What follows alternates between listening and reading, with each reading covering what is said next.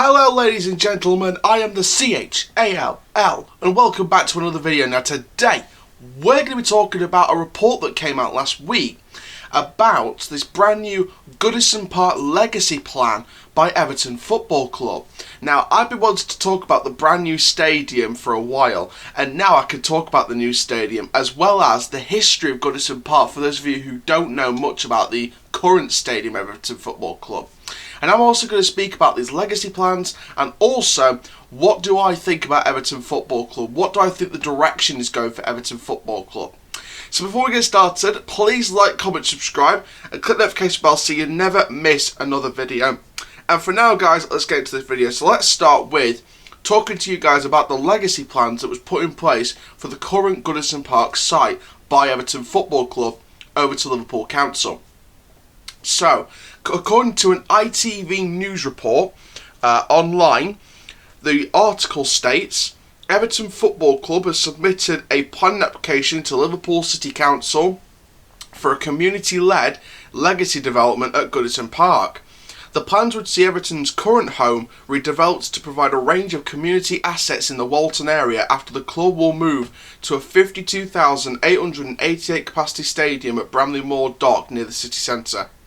The Goodison Park Legacy Project aims to allow the club to build on the work of its official charity Everton in the community.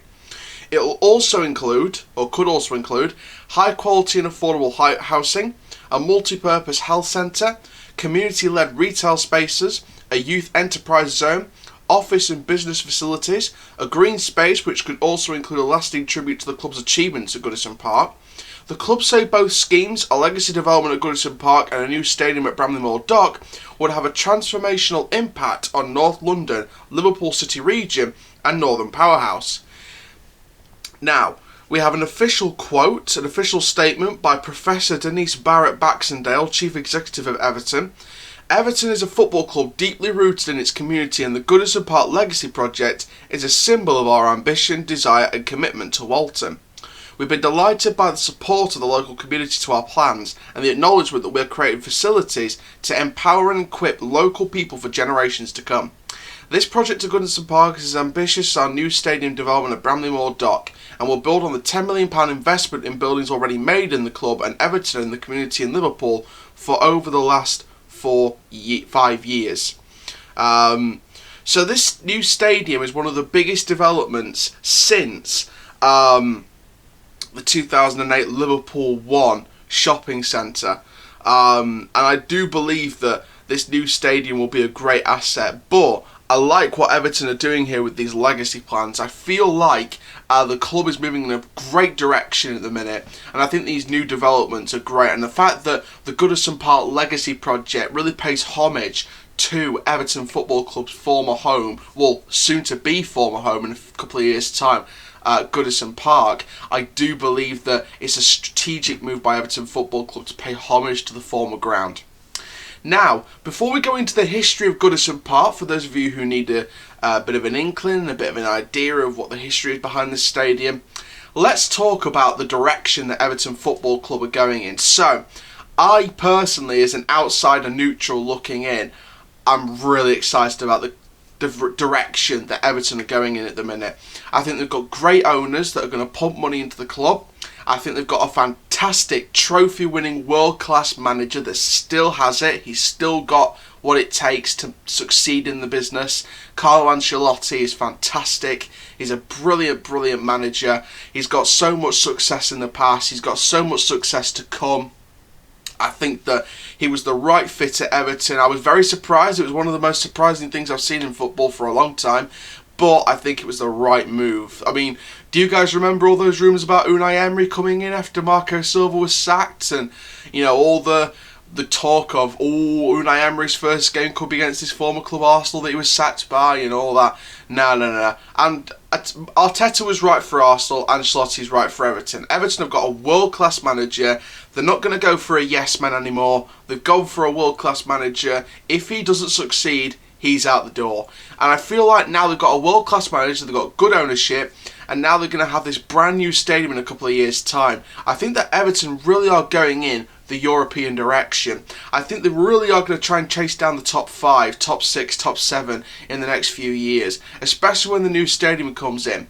However, there is of course one problem with the new stadium, and the fact is people that move into new stadiums don't obviously have the best of starts. Look at teams like Arsenal, Tottenham. You know, I think the stadium could be a big hit on their on-pitch problems. And of course you've got to settle in, you've got to have a year or so to settle in, and then you can start playing your football right and because it's hard to make a stadium your home. Look at Arsenal with the Emirates and saying goodbye to Highbury and the Emirates Stadium becoming their home in 2006, and you know, they've never really, even to this day in my opinion, had an era where they could feel like they've properly settled into the Emirates. Now I'm not going to blame the stadium on things like Wenger's on-field problems, Emery, Lundberg's caretaker charge, Arteta. I'm not going to blame any of that on the stadium. I'm blaming Wenger on Wenger, Emery on Emery, Lundberg on Lundberg, and hopefully Arteta can really pull through. Same with Tottenham really. Pochettino had a great young squad. White Hart Lane, they were ready for it.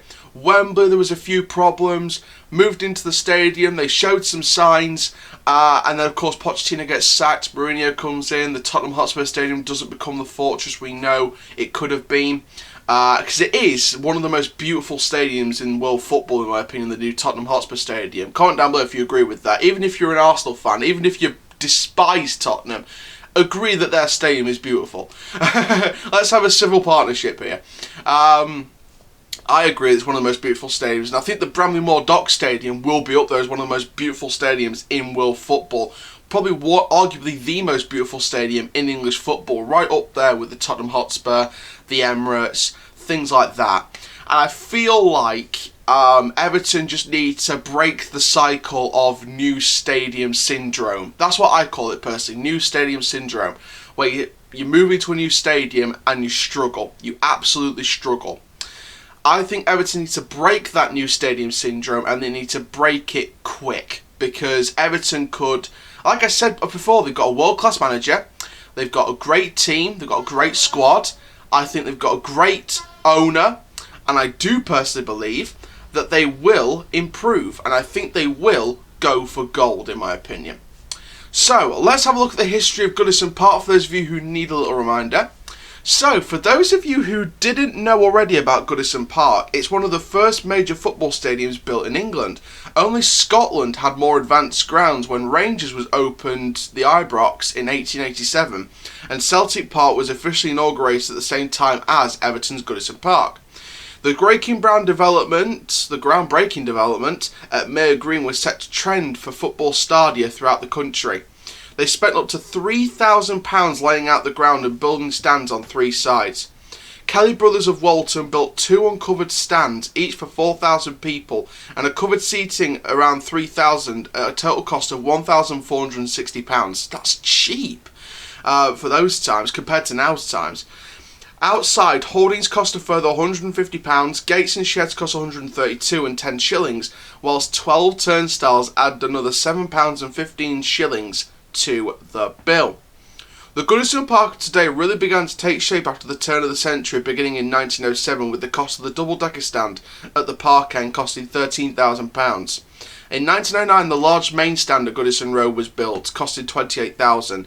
It housed all offices and players' facilities and survived until 1971. Having regained its status as the best equipped ground in the nation, Everton hosted the 1910 Cup final replay between Newcastle and Barnsley. A massive 69,000 attended, so it's these legendary matches that Everton fans are going to remember, and us as football historians and football fans will remember about Goodison Park. The 1960s, like the 1930s, saw Everton win the Championship twice and the FA Cup once, and in 1966, Goodison Park staged 5 games in the World Cup, including that memorable quarter-final between North Korea and Portugal and the semi-final between West Germany and the Soviet Union.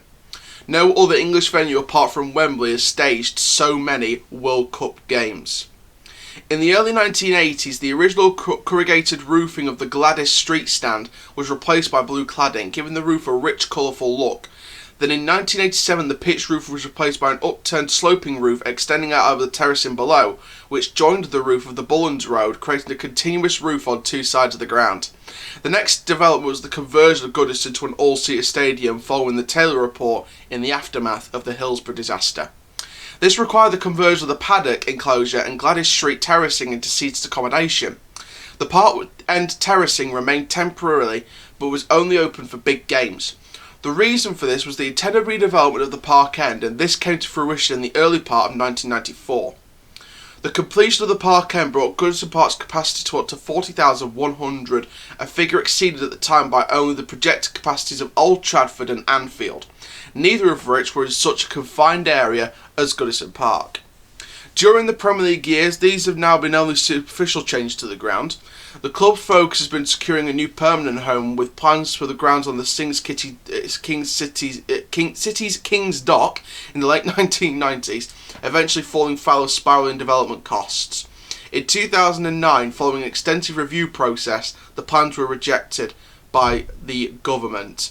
Goodison remains largely unchanged since the development of the Park End stand, although terraced housing behind the new stand was purchased and demolished in the late 1990s to accommodate additional parking and the erection of a marquee that provides additional matchday hospitality facilities. The ground's capacity now is 39,572. So that's a little bit of history there on Goodison Park. I think that it's a fantastic, brilliant ground.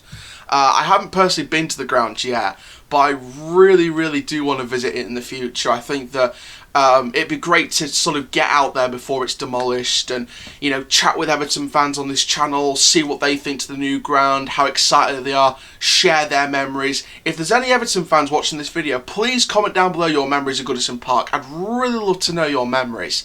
I might not be an Everton fan, but I love supporting other clubs, and I love hearing about clubs and their situations, whether positive, whether negative. I had a beautiful comment on the Newcastle video, the fact that fans are seeing the situation. That's true, we are seeing the situation at Newcastle United, and the fact that the takeover is such a great deal. And if any Everton fans want to share any memories of Goodison Park, please comment them down below. It doesn't matter how recent the memories are, how distant the memories are, it doesn't matter how old they are, how young they are, it doesn't matter. Share your memories of Goodison Park. I'd love to reply to every single comment, which I already do. So I really recommend you share those memories in the comments down below. But overall, this is such a historic stadium, and it is a shame to lose that. But with these plans on the Goodison Legacy Park, and these legacy plans for Goodison Park, I do believe that we are still remembering this beautiful stadium even when it gets demolished. So I do believe that you know, this Legacy Park plans is going to be brilliant. I did see an article a few weeks ago that the coronavirus will not impact the acceptance and the approval of the plans for the brand new stadium, so that's very good news as well. It's good to see that the stadium won't be one of the main things affected by the coronavirus, so you know, they can still move ahead with approving those plans, the council. So we're going to still hear probably some news, hopefully in the near future, about the acceptance of the plans and the approval to build the new stadium. It's a big increase in capacity compared to Goodison Park, and I do believe that they are going to have a brilliant new home in the next few years. So I really want to get out to the new stadium when it opens, and also I want to try and get out to Goodison Park, hopefully, fingers crossed, before it gets demolished. Who knows, maybe in a couple of years' time, the last game of the season for Everton at Goodison Park, I might pop down there, ask some fans what they think about the new stadium, get some fans' memories of Goodison Park, and just take in the atmosphere of the final home game at Goodison Park. So I think that's my goal, I think. Just try and get out there for the last game at Goodison Park. So thank you very much for watching this video on the brand new Legacy Park plans, and of course reminding you of the history of Goodison Park, and of course talking about the brand new Bramley Moore Dock Stadium. Of course, like I said about the last game at Goodison Park, I want to try and get there for the first game at the new stadium as well. So thank you very much. My name is CHALL. Please like, comment, subscribe. Goodbye. Champion! Champion!